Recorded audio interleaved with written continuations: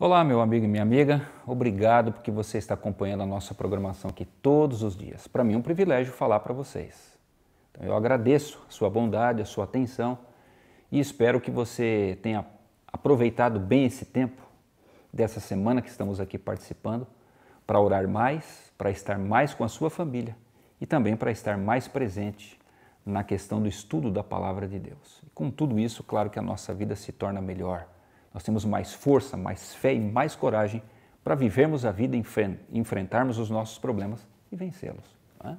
Então Deus continue te abençoando, tenho orado todos os dias por você, tenho orado por mim também, e que o Senhor nos conserve com a mente ligada em Cristo, para que possamos ser mais do que vencedores por aquele que nos amou, ok? Convido então você a pegar a sua Bíblia, Atos capítulo 16, verso 27 a 34. Atos 16, 27 a 34. Como fazemos sempre, vamos orar, pedindo as bênçãos do Senhor. Querido Pai, muito obrigado, porque mais uma vez eu posso aqui abrir a Bíblia para estudar com os meus amigos e minhas amigas, que a maioria eu nem conheço, nunca os vi, mas o Senhor sabe quem é a sua igreja. Então o Senhor nos dá sabedoria para que nós possamos entender a Tua Palavra, que os princípios da Tua Palavra possam se aplicar muito bem à nossa existência, e nós possamos sair desse estudo, Senhor, edificados, para vivermos uma vida plena ao Teu lado, edificar a Tua igreja, levar a pregação do Evangelho a todos, e logo Cristo possa voltar para viver junto conosco. Abre então a nossa mente, dá-nos essa graça, abençoa cada família aqui representada em suas necessidades. Por Jesus te pedimos. Amém. Vamos então a Atos 16, verso 27 a 34. O carcereiro despertou do sono e, vendo abertas as portas do cárcere, puxando da espada, ia suicidar-se, supondo que os presos tivessem fugido. Mas Paulo bradou em alta voz: não te faças nenhum mal, porque todos aqui estamos. Então o carcereiro, tendo pedido uma luz, entrou precipitadamente e trêmulo, prostrou-se diante de Paulo e Silas. Depois, trazendo-os para fora, disse: Senhores, que devo fazer para que seja salvo? Olha só que pergunta, não é? Responderam-lhe: crê no Senhor Jesus Cristo e será salvo tu e tua casa. A resposta foi ainda melhor do que a pergunta. E lhe pregaram a palavra de Deus e a todos os que eram de sua casa.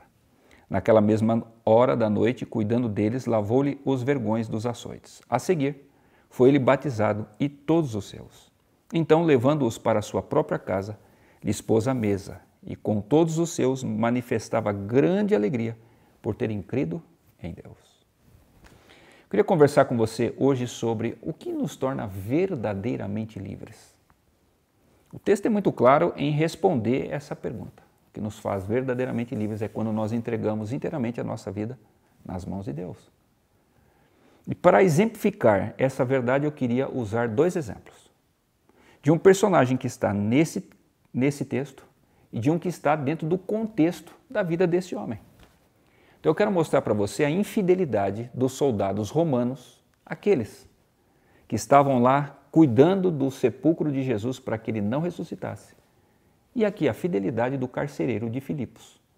Esse homem que prendeu Paulo, estava ali, para que Paulo não fugisse, e depois se entregou totalmente a Jesus e se tornou amigo e companheiro de Paulo e Silas. Veja só que coisa curiosa. Primeiro, ambos, tanto os soldados romanos como o carcereiro romano, eles eram homens de talentos especiais.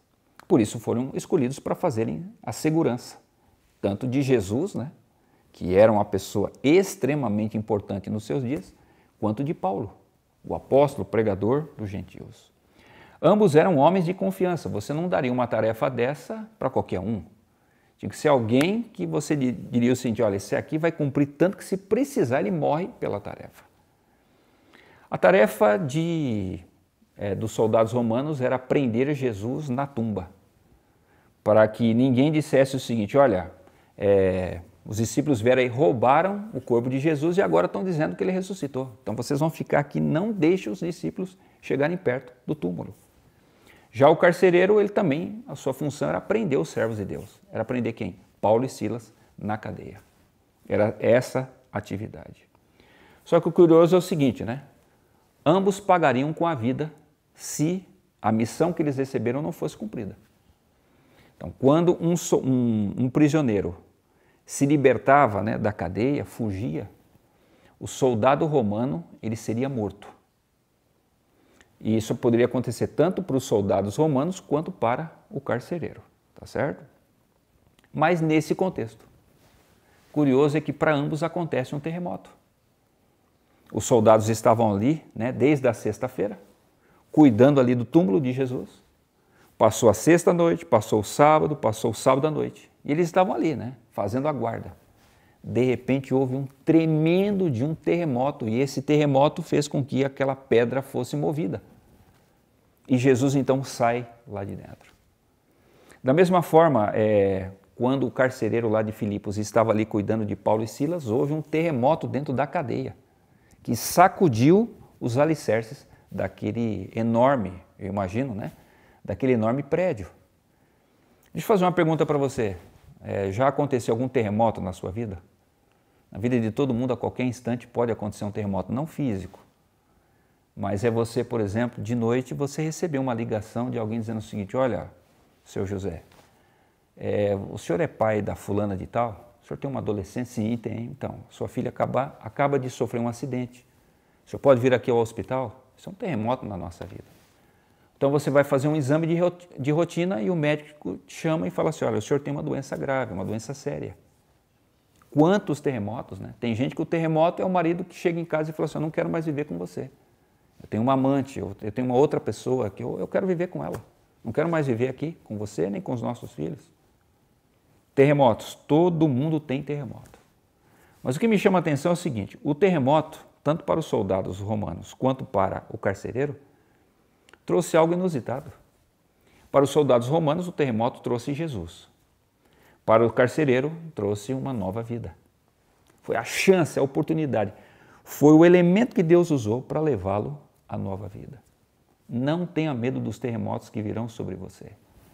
É só você olhar na perspectiva correta, a perspectiva do céu. Os terremotos da sua vida poderão abrir uma nova vida para você, uma nova perspectiva. Uma coisa que você nunca tinha imaginado. A sua vida pode melhorar a infinito, se você mantiver os seus olhos na perspectiva do céu. Bem, a reação de cada um. Quando deu o terremoto, os soldados romanos viram Jesus e fizeram o quê? Saíram correndo, de medo. Curioso isso, né? Eles não estavam ali para segurar Jesus ali dentro do túmulo. Saíram correndo do quê? De um morto, mas um morto que ressurgiu. Saíram correndo, foram embora. Já o carcereiro, ele fez o quê? Ele pegou a espada para se matar, porque ele sabia, a hora que o governo romano souber que eu não cuidei aqui dos presos, Paulo e Silas, eles vão me matar. Então, antes que eles me matem, eu vou me matar, eu vou tirar minha vida. Mas Paulo gritou lá de dentro da cadeia: não faça isso. Opa, espera aí, nós estamos aqui. Nenhum de nós escapou. O terremoto aconteceu, mas nós estamos aqui. Aí aparecem quem? Os servos de Deus, né? Lá para os soldados romanos apareceram os escribas. Já para o carcereiro de Filipos aparece Paulo e Silas. Mas como é que você sabe que esses homens e essas mulheres que aparecem na sua vida são servos de Deus? Pela proposta que eles fazem. A proposta lá dos escribas, dos sacerdotes, foi o seguinte: olha, vocês vão mentir. Vocês vão dizer que não tem esse negócio de ressurreição. Na verdade, os discípulos vieram, venceram vocês. E porque eles venceram, eles roubaram o corpo de Jesus, vão levar e eles vão passar a pregar que Jesus é o Deus do céu e da terra porque Jesus ressuscitou. Está aqui o dinheiro e vocês vão mentir.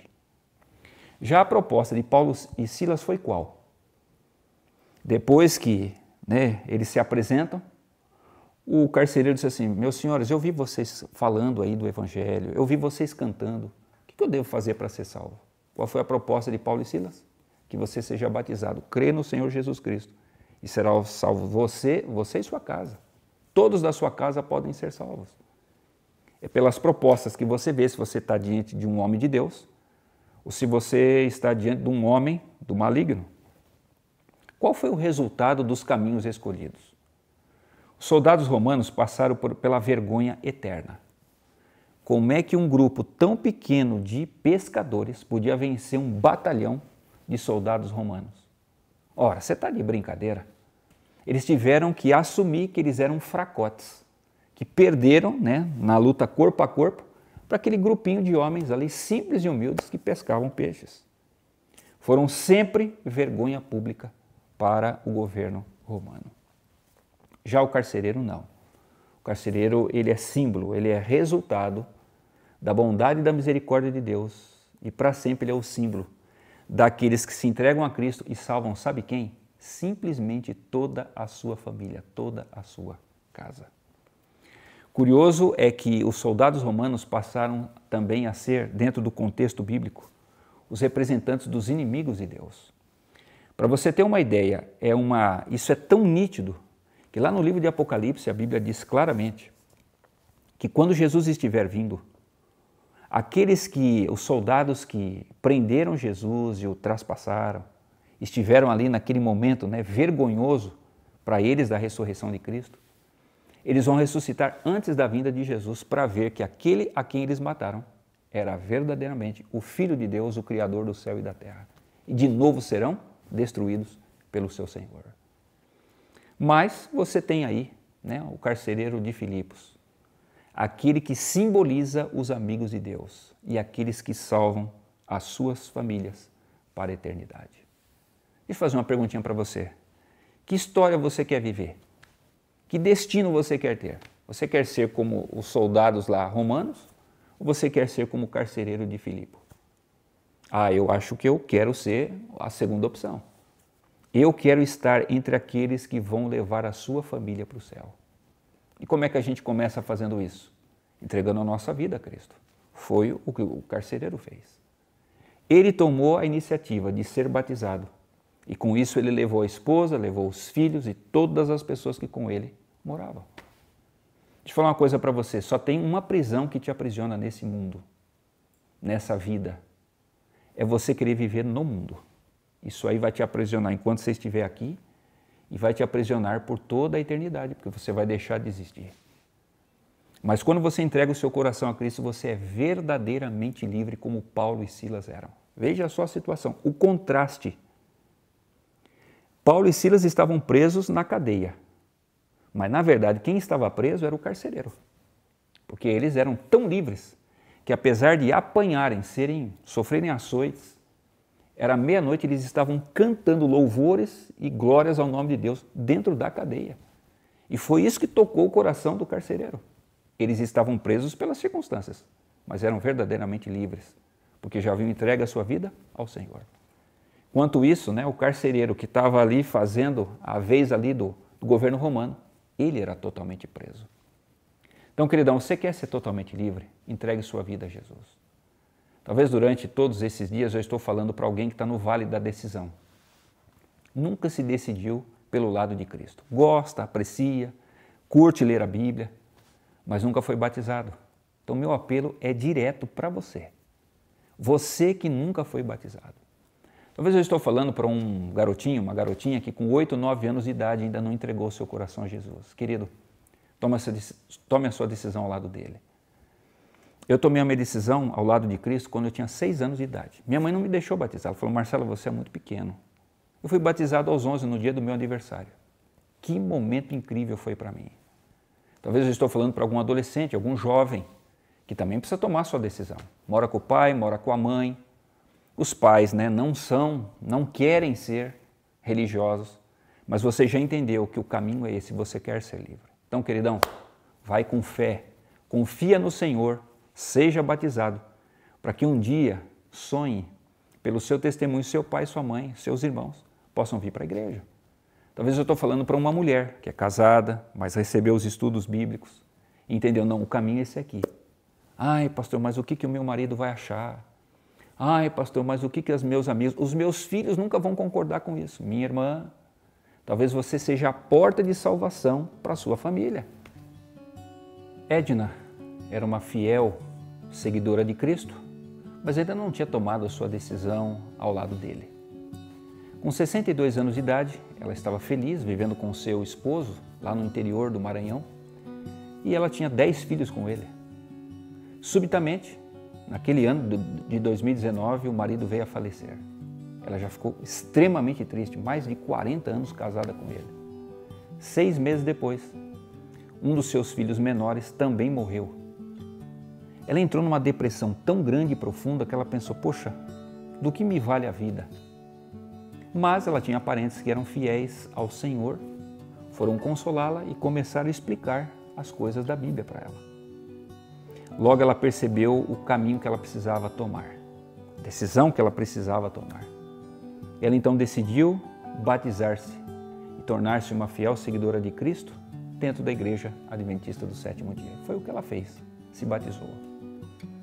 Só que para manter a sua família, o que Edna fazia?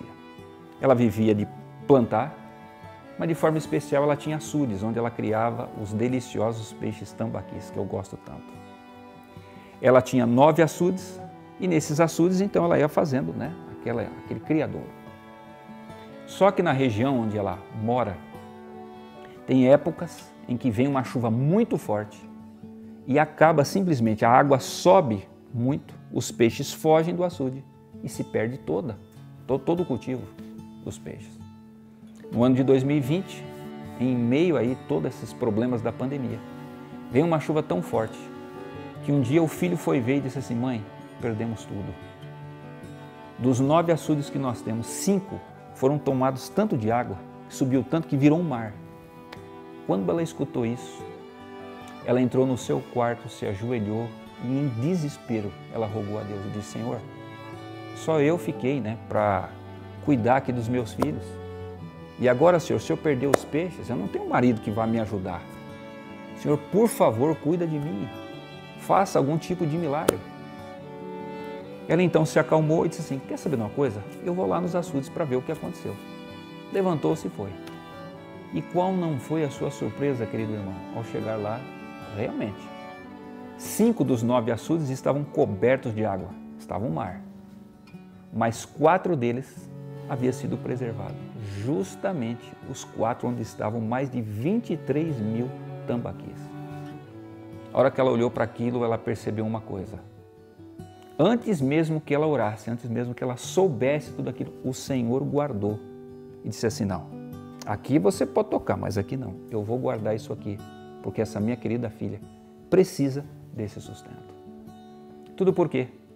A misericórdia e a graça de Deus são infinitas sobre nós, mas porque ela tomou uma decisão ao lado de Cristo, de ser fiel a Ele e de alinhar a sua vida nos propósitos do céu. Ela viu, vale a pena viver para Jesus. Senhor, eu não me arrependo um minuto da decisão que eu tomei de me entregar a Ti por meio do batismo e de fazer do Senhor o Senhor da minha vida. Querido, você está entendendo o que eu estou querendo falar? Seguir a Jesus nunca foi fácil, nem vai ser, mas esse é o caminho. Então, se você está no vale da decisão, tome a sua decisão por Jesus. Seja batizado. Procure o seu pastor da sua igreja. Pastor, eu já estou pronto, então, olha, algumas coisas eu preciso ajustar. Marca o dia do seu batismo, entrega a sua vida a Jesus, demonstra de forma pública. E eu te prometo que o Deus que foi fiel no passado, Ele é o mesmo Deus de hoje. Ele vai estar ao seu lado e mesmo que coisas ruins aconteçam, Ele vai proteger e vai guardar você. Posso orar com você para isso? Querido Deus, abençoa, Senhor, aquelas pessoas que me ouviram neste momento, falando desse testemunho maravilhoso do carcereiro. Aquele homem que tomou a sua decisão firme, um propósito direto de ser batizado ele e toda a sua família. Que essas pessoas que ainda não fizeram isso possam decidir, Senhor, ao terminarmos aqui essas palavras, possam marcar junto à sua igreja, ao seu pastor, o dia do seu batismo, possam passar pelas águas, possam firmar a sua fidelidade para com o Senhor. Peço também, Senhor, que o Senhor escreva o nome delas no livro da vida, para que elas possam viver para o Senhor nessa terra. E quando o Senhor voltar, elas possam desfrutar o reino dos céus. Dê-las força para isso. E se for só a mulher, só o esposo, só um filho, que o Senhor use-os para salvar a família toda por meio do testemunho também. É o que nós te pedimos em Cristo, o nosso Salvador. Amém, Senhor. Obrigado pela sua atenção. Deus abençoe. E como de costume, um beijo da bochecha e até a próxima.